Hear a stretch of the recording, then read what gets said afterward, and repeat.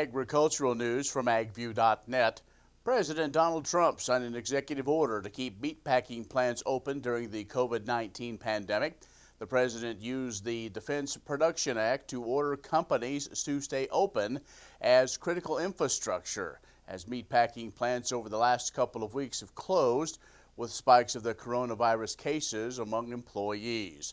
The plan allows the federal government to supply additional personal protective equipment to meat processing facilities. The supply chain slowdown presents dire factors for farmers, with poultry and pork producers left with no alternative other than to euthanize animals.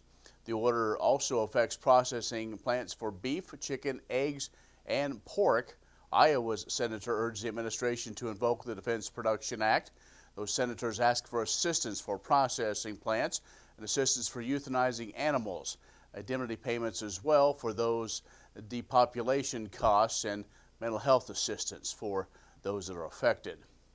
A bipartisan group of U.S. House members led by Kansas 1st District Congressman Dr. Roger Marshall has introduced the Clean Fuels Deployment Act. This legislation authorizes up to $500 billion over 5 years for the Department of Transportation to provide grants that incentivize the deployment of fueling infrastructure for ethanol and biodiesel. The bill specifically focuses on ethanol blends greater than 10% and biodiesel blends greater than 20%. The program could also be used to enhance pipelines and terminals to blend and carry ethanol, and biodiesel funding for the Clean Fuel Grant Program could be used to incentivize the deployment of biofuel infrastructure and convert existing infrastructure to deliver those higher blends. The U.S.-Mexico-Canada agreement will enter effect July 1st. That, according to U.S. Trade Representative Robert Lighthizer. The July 1st date represents a one-month delay from the original timeline following the signing of the agreement by the U.S., Canada, and Mexico. In a statement, Lighthizer said the agreement supports more balanced reciprocal trade, leading to freer markets, fairer trade, and robust economic growth in North America. The agreement contains significant improvements and modernizes approaches to rules of origin, agriculture market access, intellectual property, digital trade, financial services, labor, and numerous other sectors. Lighthizer said the crisis and recovery from the COVID-19 pandemic demonstrates that now more than ever, the U.S. should strive to increase manufacturing capacity and investment in North America. Lighthizer calling the start of the USMCA a landmark achievement in that effort. The trade agreement ensures that most agriculture tariffs remain at zero and expands dairy market access to Canada for the U.S., among other benefits.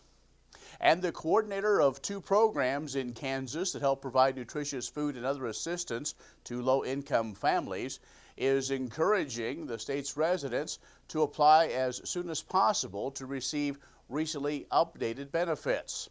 Lisa Ross oversees the administration of the Supplemental Nutrition Assistance Program Education, or SNAP-Ed, and the Expanded Food and Nutrition Education Program in Kansas. She said the federal government has approved sweeping changes to the benefits available through these two programs. Now, among the updates, households currently receiving SNAP benefits will receive the maximum monthly allotment through May. In addition, due to the pandemic, the Kansas Department of Children and Families, DCF, has temporarily waived work requirements and the training required to receive food assistance. And Ross said certification periods for SNAP benefits have increased from 6 months to 12 months for most households, 24 months for seniors and folks with disabilities. But to receive those enhanced benefits, a household member needs to apply through the DCF Self-Service Center. That's available online. That site also lists all the eligibility requirements and a full list of benefits that are available. We'll find more ag information online at agview.net. Stay with us. We meet a Truman Scholar when we return.